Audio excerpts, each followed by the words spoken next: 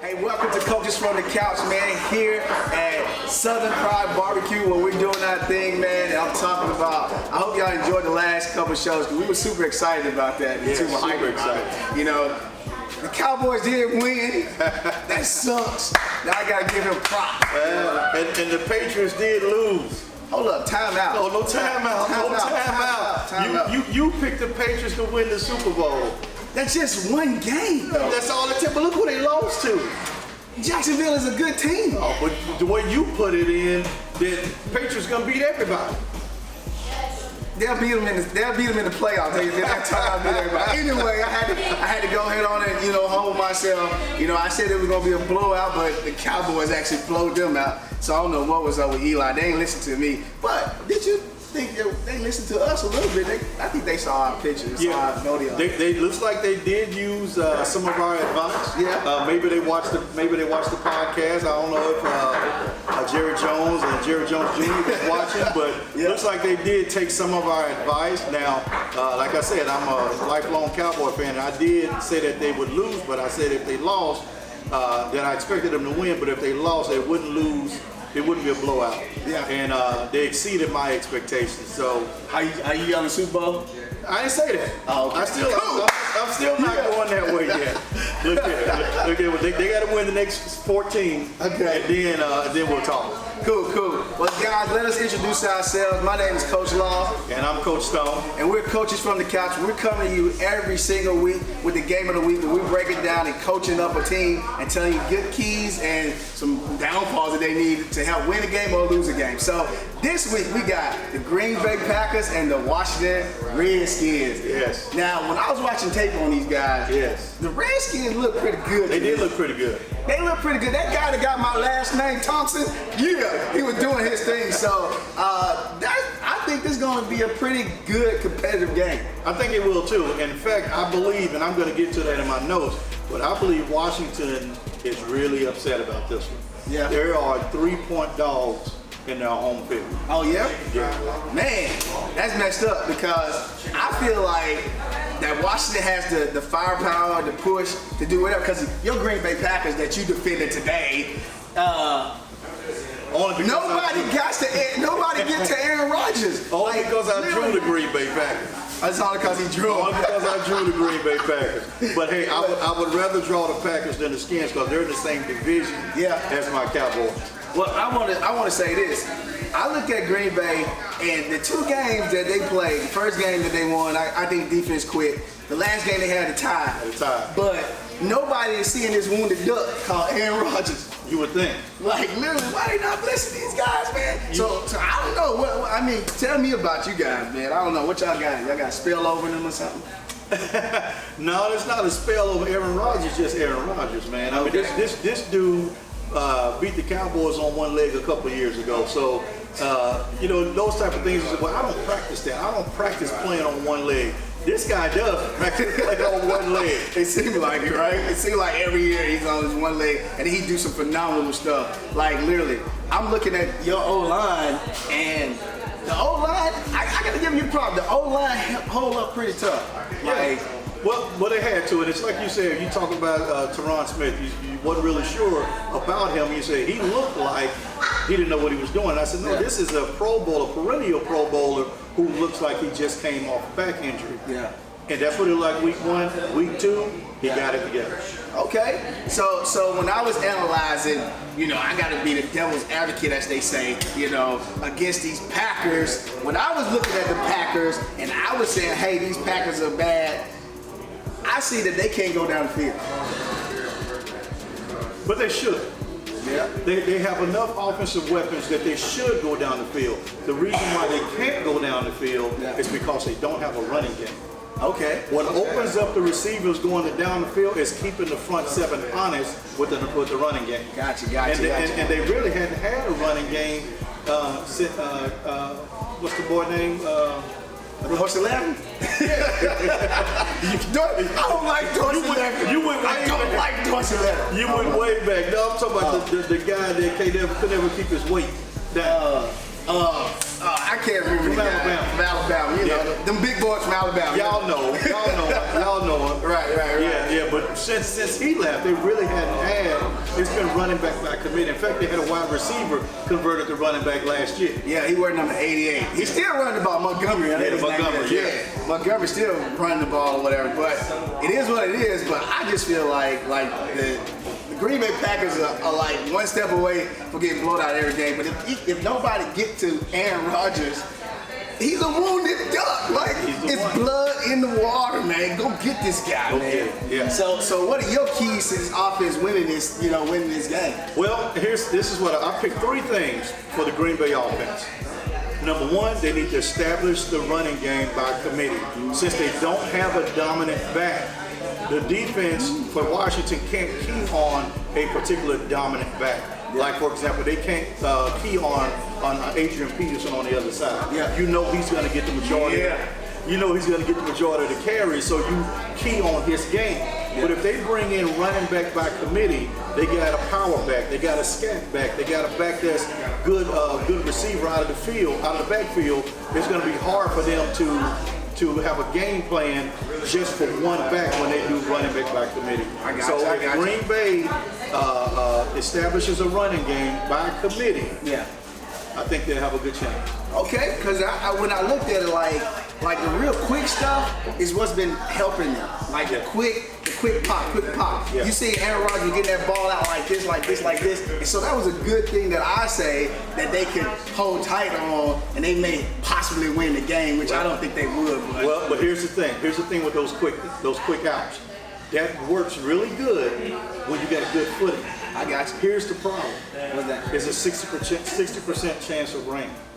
I like that. In Landover, Maryland this weekend. Yeah, let's go. They're going to play on a wet field, and everyone knows that they played the game that if you have a wet field, you need to establish footing, the running game. And you establish footing with the running game. I got you. Well, my thing is this, that I feel like you got to get to the wounded duck. Like, you got to blitz and you got to get to that wounded duck. So what do you see on the defensive side that, the Green Bay need to do, to win this game? Well, let me get this one up. So I thought you was going to go to Washington. Oh, we go to Washington. Hold on. Hold on. We did talk about this. Hold on. Yeah, we did. Well, hold on. We're going to be right back after these commercials, and we'll come back and talk about the Redskins, then we'll get in this defense. All right, you guys, we'll see you back after this commercial break.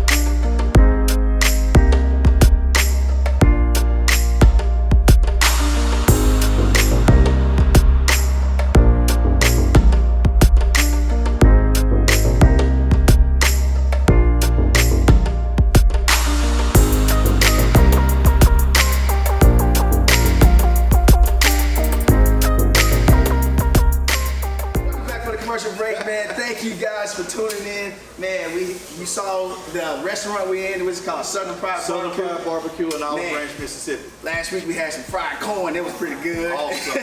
And the nachos. So, hey, when you look down at the ticker, it'll be the address where you can come down and get something. Hey, they like to say, come, clean them out, right? Come clean them out, and come any day of the week, but especially on Thursday, because Thursday they have karaoke. Yeah, they got the karaoke night on Thursday. We're here right now, but they getting ready for karaoke. So make sure you come down, get your name on the list. Hey, let me ask the guy, the DJ. Hey, DJ, can they plug in from Facebook too? Cash Karaoke on Facebook. Oh, Cash Karaoke on Facebook. So you can get on there and you actually put your name right there and you can come get some great food and have some great fun. I think Golf Brooks was here last week too. Oh yeah? Yeah, Golf Brooks was here. At least there was somebody that sounded just like Golf Brooks on that microphone. He didn't even have to look at the words. That'll work. So let's get back to this offense about these Redskins, which I think will win the game. Let me put my paper on. You see, every time we come in, he had like multiple papers. Look, I said I was gonna bring my tablet, but I didn't bring my tablet, but I got my paper. Okay. So you tell me, what's the Redskins' offensive keys to victory, and I'll give you the defense on the Redskins stopping the Packers. So this is what I feel like.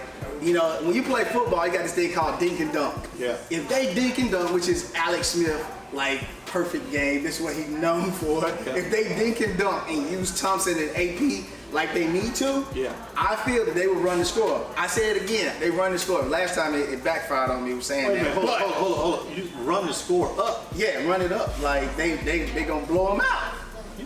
You said that last week. Hold up, time out. That was last week. How you bring up old stuff? You know what I'm saying? Bring up old stuff. No, Okay, all right, go ahead. Okay, so I'm saying dink and dunk will You're be not giving the Green Bay Packers no love on defense. Okay, go ahead. I'm not, because I see some loopholes in the Green Bay defense that the dink and dunk will slow them down, or the dink and dunk will push the ball down the field very, very fast because their corners are not playing like very aggressive. They kind of like try not to get beat deep.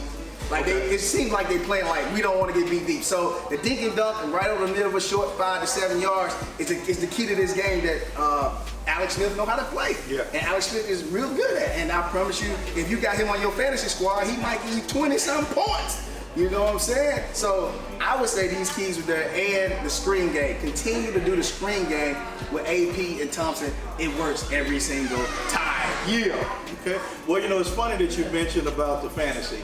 Yeah. Because I believe that the Washington defense will be a sleeper fantasy defense for somebody. Okay. Here's some stats I like for you. that. I like Here's that. some stats for you. They're only allowing less than 14 points a game. Woo. And less than 250 yards per game. Let me pull up my phone right now. Well, it's on there. ESPN. I know they're on waivers right now. So what people don't understand is that the Washington Redskins front seven is actually better than what people give them credit for. Wow. Their defensive backfield with Josh Norman. Yeah. Now he's their superstar. Yeah. And he makes up for the others. Wow. But what makes that defense go is that the front seven is able to control the line. Yeah. And if they can control the line, means you can't run on them. Yeah. You have to pass. And if you have to pass, you become like what we said last week with the Cowboys. Predictable. Predicting one of the But I you know, even though this is the team that I'm defending on the defense, you talk about Josh Norman. I see a lot of comebacks that Josh Norman trying to run, and he was getting burnt. Yeah. Like that secondary, I get it, but they was getting burnt a couple times, man. Like it was crazy. But I was seeing too, it really wasn't their fault because the LBs, the linebackers, they weren't aggressive. They were just playing like they were sitting there like, we don't get to the ball. Let's get to the ball and you know what I'm saying, lay the wood on somebody. You know what I'm saying? Well, you know what? It's funny you said that because I also have here in the notes that on the Green Bay Packers offensive line, they're both of their guards are weak. Yeah. The Washington Redskins defensive line, their tackles are strong. Yeah. Remember what I told you about the beef last week? Yeah. Washington Redskins has got the beef on defense. Yeah. And if they can get that push and make Aaron Rodgers be lateral, they can get to him. So you say, well, how are they going to get to a one-legged guy? Push those offensive guards back, run a stunt with a middle linebacker.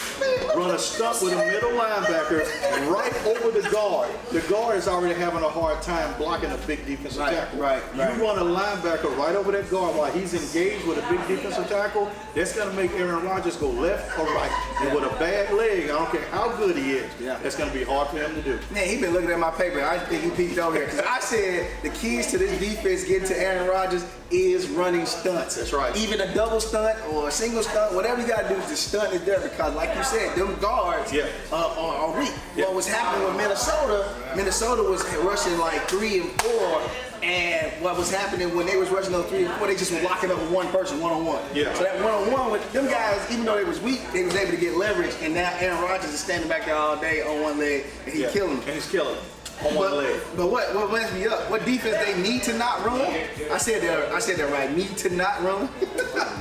If they don't need to run that 5-2 that they've been running, that 5-2 sucks. That's for high school football. That's what they call the prevent defense. You know what it does? It prevents you from winning. Right. And you can get rid of that. Don't do the 5-2 defense. 5-2 defense is not what you need to do. Do the 3-4. Stick with that 3-4. Because when you transition to that 5-2, it is not good for you. That is a high school defense. Mostly when a team runs the ball all the time, high school 5-2 helps to stop that. But they cannot watch that. So what I'm saying too is that just like I said about Josh Norman, I think he's a great defender. But on them comebacks, he was getting ate up. He was getting towed up. And Green Bay has 3 really good receivers. And Washington has 1 really good cornerback. You know, I took remedial math. Okay. But 3 is usually better than 1. Yeah. So if you got 1 lockdown corner and you got 3 good receivers, and you got Aaron Rodgers, the one-legged bandit, as your quarterback, that's going to make it hard on the Washington defense. I got you. Well, you guys, man, as we continue to transition, man, we thank you guys for liking us. Thank you guys for watching us. Make sure you hit the subscribe button. Right down on the bottom on the ticker is telling you where to come and get this great barbecue where we at Southern Pride Barbecue. Right now we're here on Thursday night where they're doing a karaoke where you can do your thing, come up here and sing. And, you know, even if you can't sing, just come up here and just grab the mic, do what you do. And my name is Coach Law. This is Coach Stone. Coach Stone, and we're Coaches from the Couch. And we're gonna transition to a different segment real quick. And this is my fun segment. It's called Got Him Coach. Got him, Coach. Got Him Coach. And so I was watching the game against my boys, the New England Patriots. Oh my God. Don't know what they're doing. I need to talk to them. They need to get me out there. But this guy, 84 Cole, he catches a pass with one hand at the tip of the ball, tuck it, and go for another 4 or 5 yards before he got tackled. I call that Got Him Coach. Got him, Coach. The next person is this guy here. He was a wide receiver too, and he was from Minnesota. My man Thielen, he's on my fantasy squad. He got me 17 points. Yeah, man. My man threw the ball. Who the quarterback over there at Minnesota? Cousins. Yeah. Cousins over there. I don't think Cousins knew he was gonna get that ball. 3 guys around him. He throws the ball. It lands into his stomach. Touchdown. He called that Got Him Coach. So, man, make sure you guys tweet that Got Him Coach. If you got something that you like to show up and want us to highlight this on our channel, type in Got Him Coach hashtag and send it to your boy, and I'll put it on here. So, my final thoughts, and then your final thoughts, and we're gonna go to your segment. All right. My final thoughts is that the Redskins gonna win, and I'm gonna predict the score. Okay. 24-10. 24-10. Redskins. Let's go. 24-10, that's what you call a blowout. Yeah, according to the NFL. Because you called the blowout earlier. Yeah, according to the NFL. Okay, because where I'm from, a blowout means the other team don't score at all. Well, see, that 7 points come in the fourth quarter, the last 3 minutes when they don't really play. You know what I'm saying? So it was kind of a blowout. So. All right. Well, my closing argument, I actually going to give you 2. Okay. All right. Green Bay on offense. I believe that they win, but I believe it's going to be an ugly win. Okay, I got it. It's going to be one of those grinded out, old school, black and blue division type football. Okay. I think what's going to happen is you got those defensive guys on Green Bay's side that's going to got a little chip on their shoulder with that bogus, yes, I called it bogus, that bogus roughing the passer on Clay Matthews. Yeah. Which I'm going to talk about that on my last segment. Okay. On that, and they're going to come out with a different type of fire. And they're going to tell those guys that, look, let's not give the referees any ammunition to call bogus plays on us. Let's just hit them, and let's hit them hard, and let's set them down. I got you. But you know what? Washington's going to come out the same way because they are home dogs on their own stadium. I like that. So I believe it's going to be a rock'em sock'em robot game. Okay. It's going to be an ugly game. When I say ugly game, low scoring. People think games are excited when there's a lot of points being scored. Gotcha. I believe Green Bay will cover the spread, but it's going to be a low-scoring game. I give it 17-14. 17, that too close, man. I don't like that. Because, you know, I'm defending the Redskins, and I think they got a high-powered thing. You know what? I didn't say who my sleeper was, and I wanted to put that in there. So let me plug this in right quick, and then I'm going to get out the way. And I ain't going to give him an opportunity to talk back. My sleeper is AP. He'll show up. Go ahead. You know what? AP will show up. I won't give him that, but AP won't be enough. So my segment is called They Didn't Ask Me, but If They Did. Flag on the referee. They didn't ask me about that roughing the passer call on Clay Matthews, but if they did, I would have said, you know what? I'm not a huge fan of the replay. I like it old school like it was because referees will make mistakes. But since they do have the replay, there's opportunity for the referee not to make those mistakes. And I don't care how you look at that, slow motion, fast speed, upside down, black and white, however you look at it, you saw form tackling. The tackle that Clay Matthews had was the same tackling that we're teaching kids in Pop Warner how to tackle right now. What kind of message are you sending to those kids now that if you tackle someone with one arm around the waist, one arm around the leg, shoulder in the gut, head on the side, and you put him down, you're going to get called a flag? Only because he did that to a quarterback. Had that been the running back, the play wouldn't have been called. So if they had asked me, I would have told them, you got the instant replay, utilize it. And we about to get out of here, man. Thank you guys. Subscribe. We're doing an amazing thing here. If you would like to, if you're in the Memphis area, you'd like to come and be on the show, come down to Southern Pride Barbecue, get in contact with us. Hit us up on our social media platforms. We'll see you guys later. Peace. Peace.